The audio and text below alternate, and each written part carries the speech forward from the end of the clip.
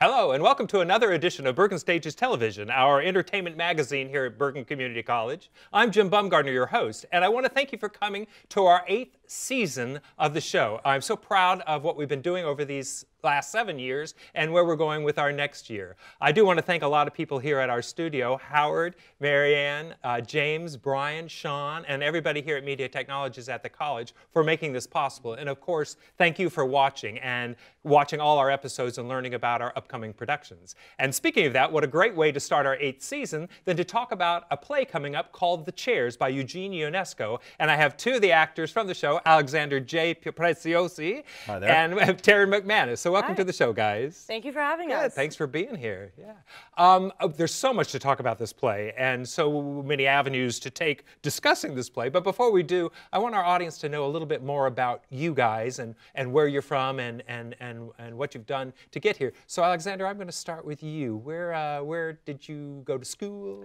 So I originally went to school at Maywood Avenue High School in Maywood, New Jersey. I'm from Maywood, lived there my entire life, and then went over to Paramus Catholic right across the road.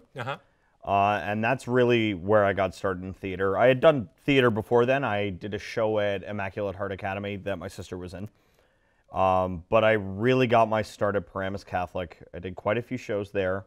I went to Montclair State for a while, and I also did a show at NJIT, New Jersey Institute of Technology, and now I'm here. Cool. Cool. That's a nice trek. Taryn, how about you?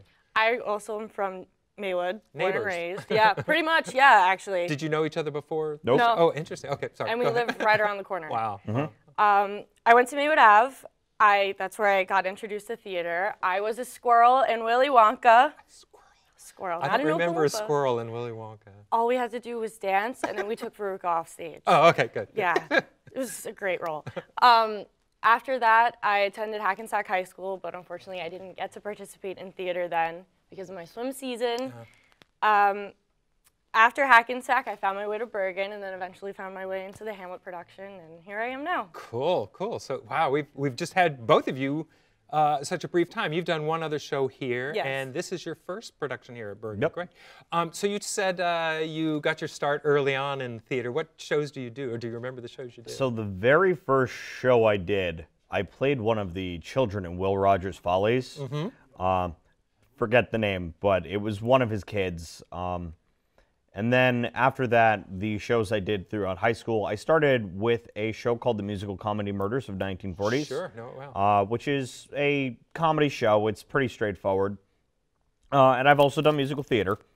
I've done Guys and Dolls, Funny Thing Happened on the Way to the Forum, Anything Goes. And I've also done a lot of straight theater as well. I was in Shakespeare's The Tempest. Sure. Rosencrantz and Guildenstern is Dead. Shakespearean, but also absurd, where we are now. Apart, yeah. And that's mostly it. I've done also The Man Who Came to Dinner and Fahrenheit 451, which were probably my two favorite shows. Oh, neat. Interesting. Both are great shows, yes. too. And so the squirrel was it until... I did the squirrel role, and then I was Marty's understudy in Grease. Oh, cool. And I was a part of the ensemble, so I did the beauty school dropout number, which was one of my favorites. After that, the school did High School Musical, and I got my first speaking line because I was Martha. So I got that one little line in the song. Like I said, after that in high school, I didn't get a chance to perform, but I always did like public speaking and things like that. Because the swimming schedules are, and I always know swimming schedules are year-round. They're not like other sports that just kind of have their seasons. Well, it was supposed to be just winter, and the way that it lined up with the high school's productions is it overlapped both perfectly. No. As if it was planned. Of course, yeah. But I was happy to find my way back into theater when I got to Bergen. Cool, cool. And you did Montclair for theater? Was that where you were going to? Originally, I had gone to Montclair undecided. I was torn between going for theater or for music performance, either percussion or for singing. And I ended up studying philosophy and religious studies. Good for you. Don't quite know how that happened. That's great, though. But unfortunately, it didn't work out. I had attempted to get into the theater program, either there or Rutgers, Newark. Unfortunately, I had some health complications sometime in, I want to say, 2012. And I tried going back a few years later. Unfortunately, Montclair wasn't the school for me, so I'm back at school now here, and I've decided to get back into theater. I think it's really the And I think that's that's a journey you take. Sometimes a college might be not a great fit, and then you say, well, let me find out all the alternatives. And I think coming at Bergen is a great way to find that way back there. So you're in your second semester here?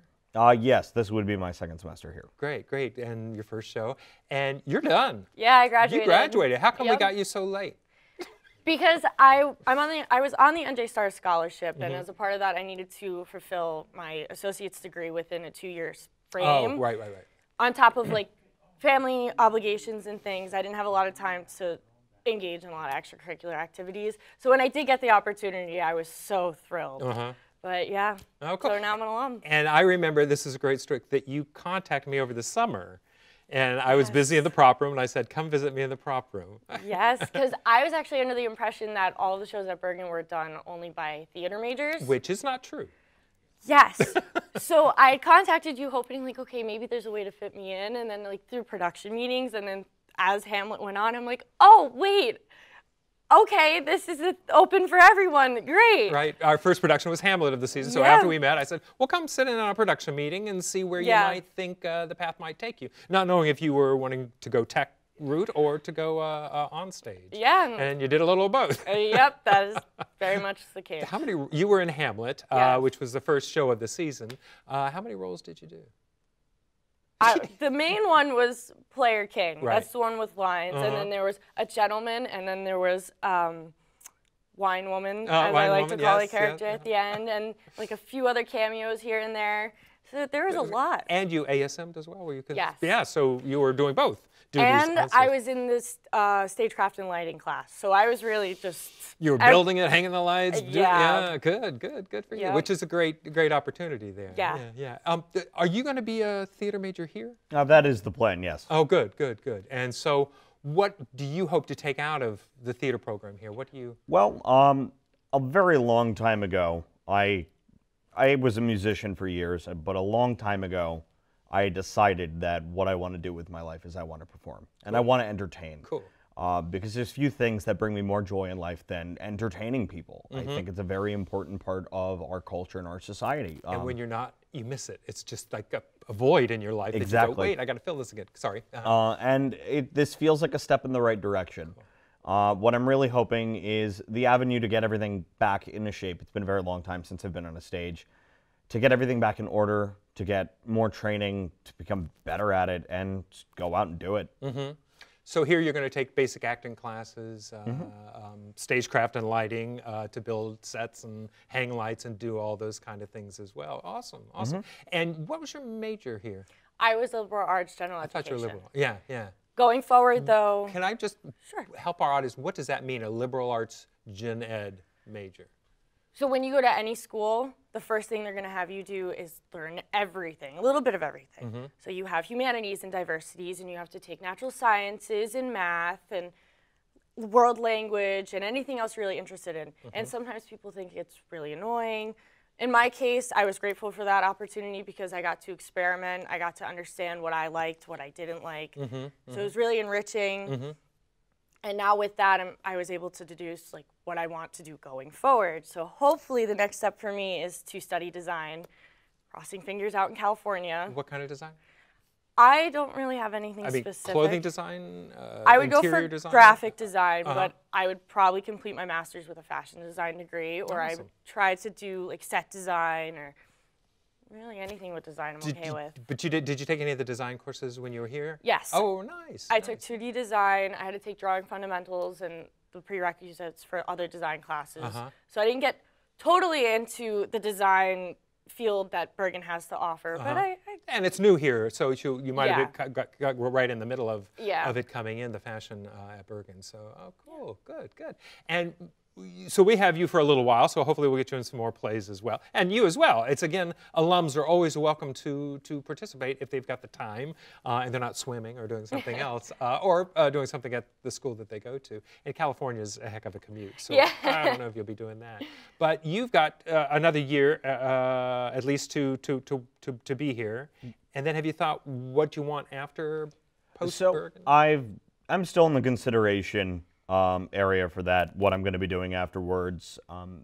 Because of my age, I'm 25 years old, I'm thinking that maybe I might try to start getting into the workforce actually afterwards. I had taken voice lessons, voice acting lessons with a man named Roger Becker a few years ago, and that's the ultimate vocational path I'm hoping to take with this acting performance is voice work. Oh, good. I've been told I have a bit of a gift for it. So you're talking voiceover work. Yes, voiceover work. Definitely. So, we can hear that. It's a great voice. Thank you. It's so thank clear. Yeah, it's just. But that's the plan. I get an associate's degree, have something under my belt, and go from there. And what is voiceover work? A lot of people think, oh, I talk good so I can be able to do it. It's a difficult career choice, isn't it? Oh, it is. It is. Voice work is, having a good natural speaking voice is a very important part of it. A lot of people think it's the ability to make funny voices and stuff like that. But the cartoons and it is part of the process, but really what they look for more than anything else are people with very strong natural voices that are distinct.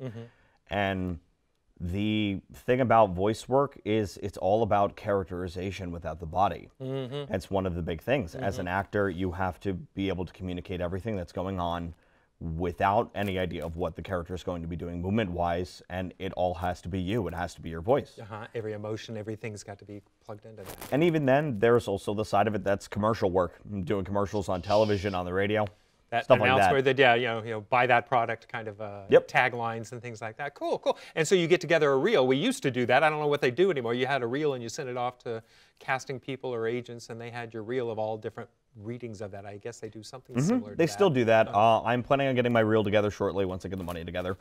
My actual ultimate goal is a bit of an odd one. Idealistically, I would love to work in a blooming area for voice work, which is the video game industry. Oh, wow. Over the past 10 years, it's been a booming industry for actors. There was recently a major union situation going on because it's becoming a really, really growing field for actors. And which union does it go under? Or it's not yet, but... Yeah, I think it's going under SAG-AFTRA at the moment. Okay. Yeah. Okay, good. But there is the difficulty that a lot of the better voice work is non-union, but that's slowly changing. It's such a field to learn. There's so much to learn. You'll do the graphic designs for what he's in, and suddenly you'll realize you're working together again.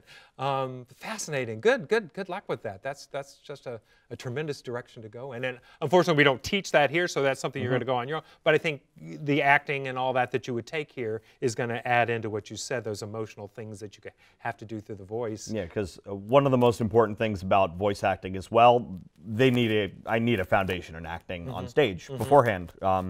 Because that's where the skill needs to come from. That was one of the lessons that was given to me. Act in other places first. Cool. And you're off to California, hopefully. Fingers crossed.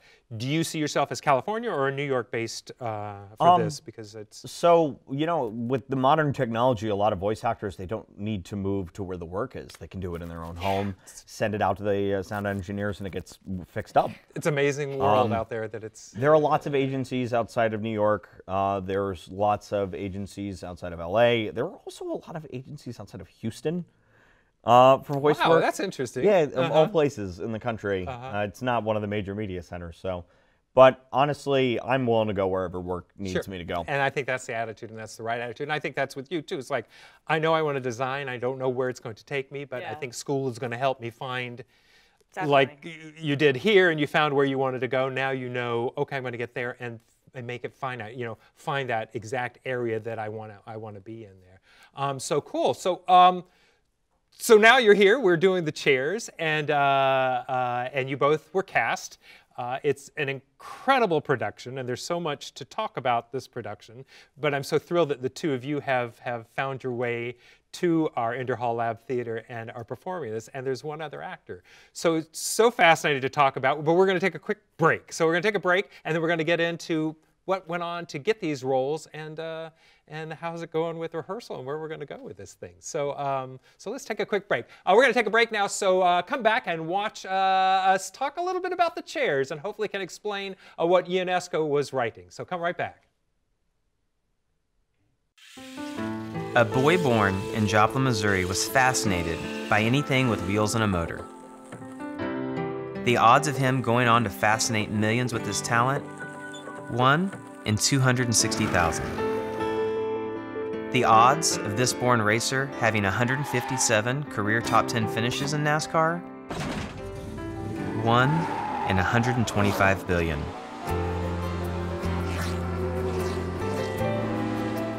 The odds of him winning both the Daytona 500 and the Brickyard 400 in the same year? 1 in 195 million.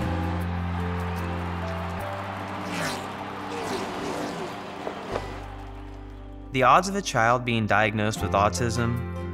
1 in 68. I'm NASCAR driver Jamie McMurray, and my niece has autism. Learn more at autismspeaks.org/signs.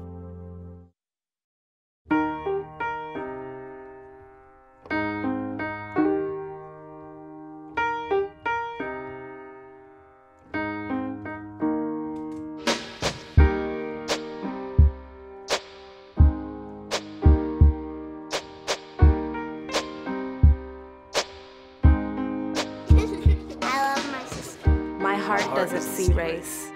Love is love.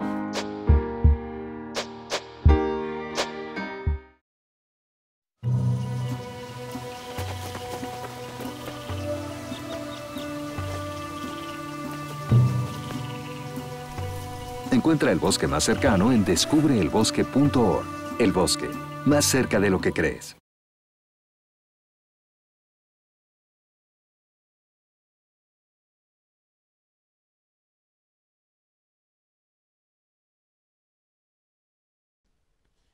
Hello and welcome back to Bergen Stages Television. I'm talking to Alexander and Taryn about the chairs. We've learned a little bit about what got you this far at Bergen Community College and that you're now in this production of UNESCO's The Chairs.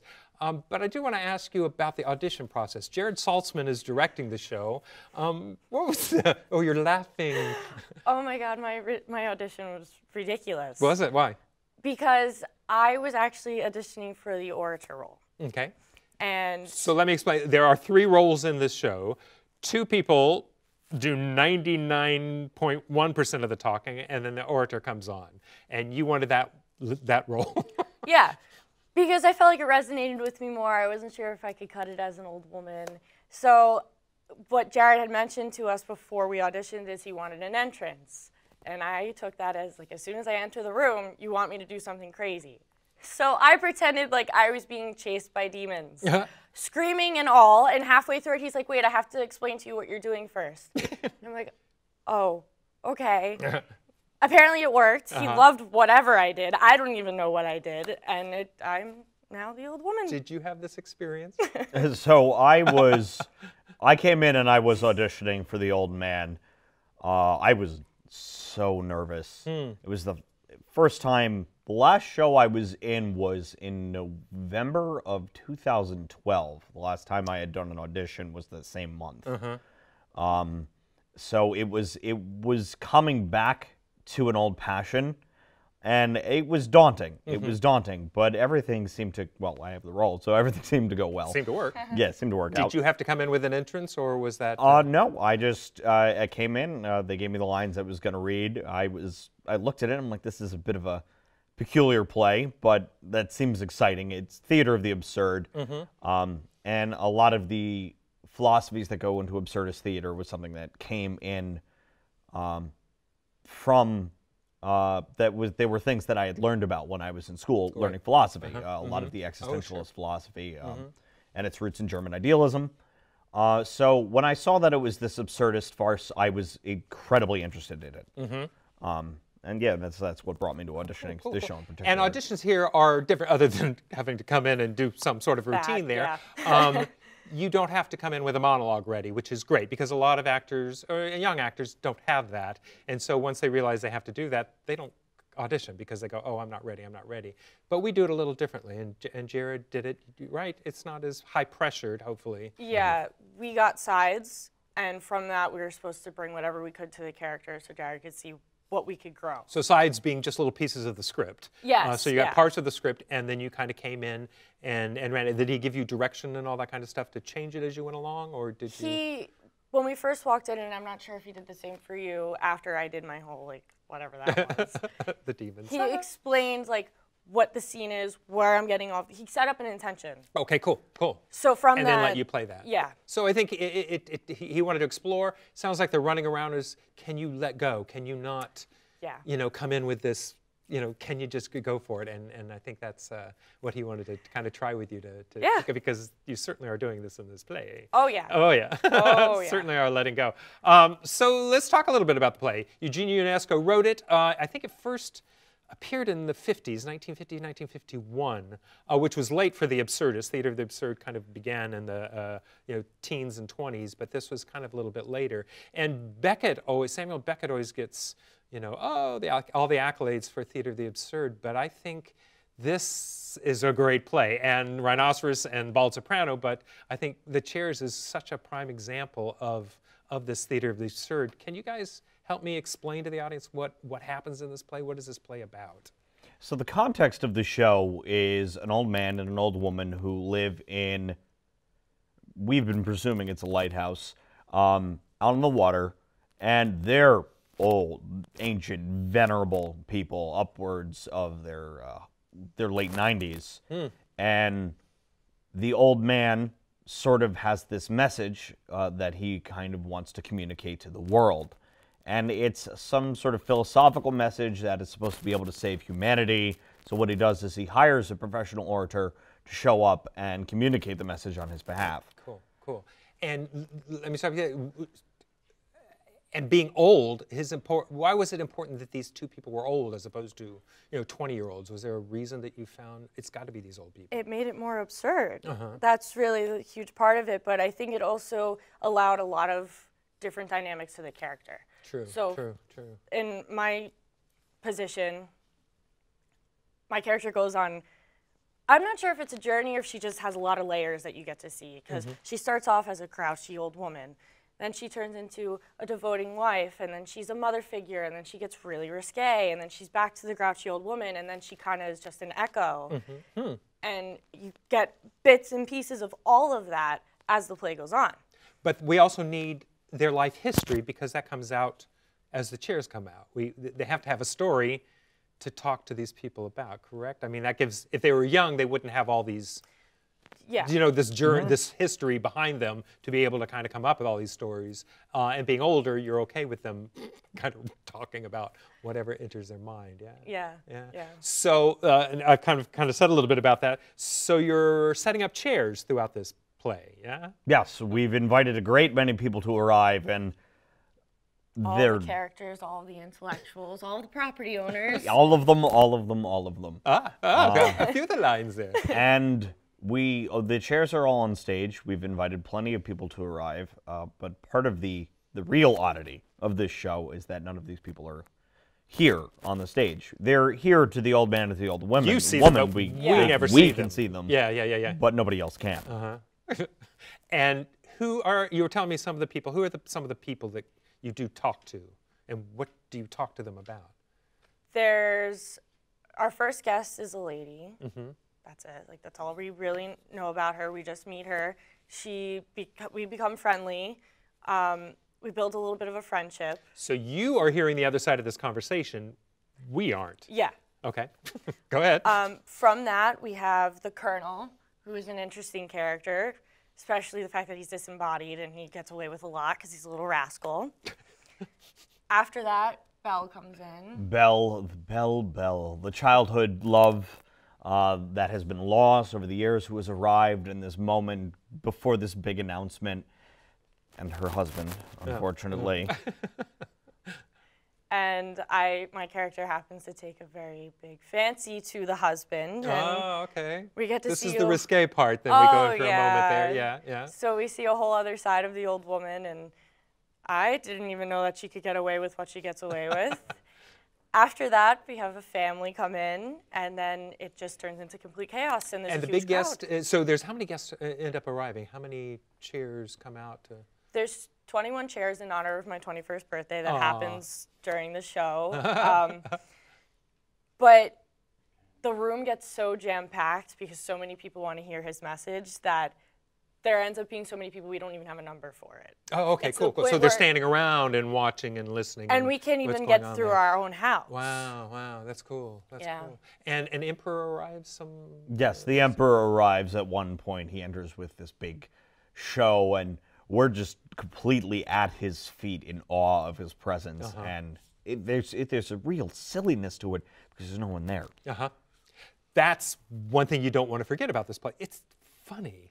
Yeah. It's really funny watching these two people have these delightful conversations that we only hear half of those conversations, and then you interact with each other a bit. Yes, with with each other. Cool. So great. I find. So what do you think about working on this play? What do you think about Ionesco's work? What is it you were talking? So this is one of the more challenging plays I've done. I've done plays that have been more physically exhausting. The Band Who Came to Dinner, I was on the stage consistently for the entire 3 act. Because he can't. He's on a wheelchair. Right? Yeah, he's in a wheelchair. He doesn't leave the stage the entire time. There's a lot of dialogue, but because of the nature of this show and the nature of the dialogue and the very, very extreme absurdism that's there, it's been very, very challenging.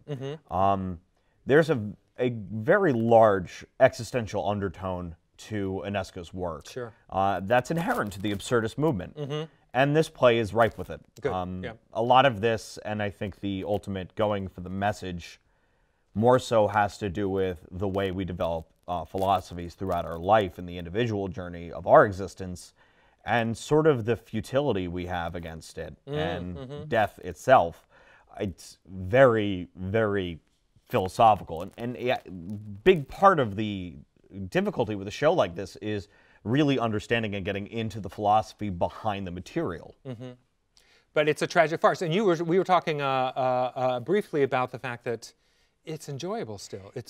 You're having a great time. I think it's really important to understand the philosophy and everything that comes with absurdism. But I've read absurdist novels like Kurt Vonnegut's Breakfast of Champions. And after reading that and then reading the script, I kind of just realized like it's important to have the right intention with the lines, but to enjoy it is the most important part. What's going on there. Yeah. To me, absurd and even Ionesco, it's like when you go to a museum and you see a Jackson Pollock or this crazy painting, and you just kind of look at it and just whatever it does to you, let it happen. Don't get too deep to try to figure out every little line and every little word along the way, because then you get lost in it as opposed to looking at the overall picture that you guys are creating. And you can't really dive into the lines the way you could with other shows because it's meant to make no sense.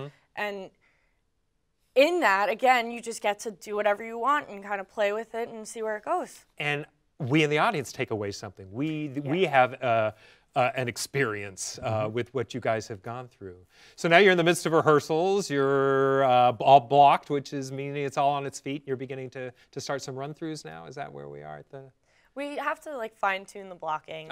But hopefully within the next week, we'll do the full run-through. Start doing run-throughs, getting ready for opening. Marie Natali's doing costumes, which are interesting for these old people. I don't want to give too much away, but you guys will look great. We have Miru Kim doing our light design, and because of the space it's in, creates an interesting world there. And Dan Conrad's doing props, which there are not a lot of. It's not a proppy show. And we have Dean Matson doing some sound, which is some cool sound effects there. So opening night is February 23rd, not too distant future, but it's coming up, and I can't believe we're done for this today. You guys have been so awesome. It's going to be a great show, so I want to wish you the best of luck with opening night, Break a Leg. And I want to invite you to come see The Chairs, Eugene Ionesco's The Chairs. It opens up February 23rd in the Inderhall Lab Theater. That's the small theater on campus. So you can go to tickets.bergen.edu to get your tickets. Get them soon because it will sell out. It's a small theater. It seats 96. So again, thank you guys for being a part of the show today. And Break a Leg with The Chairs. And we hope you'll come back and see us. Thank you for watching.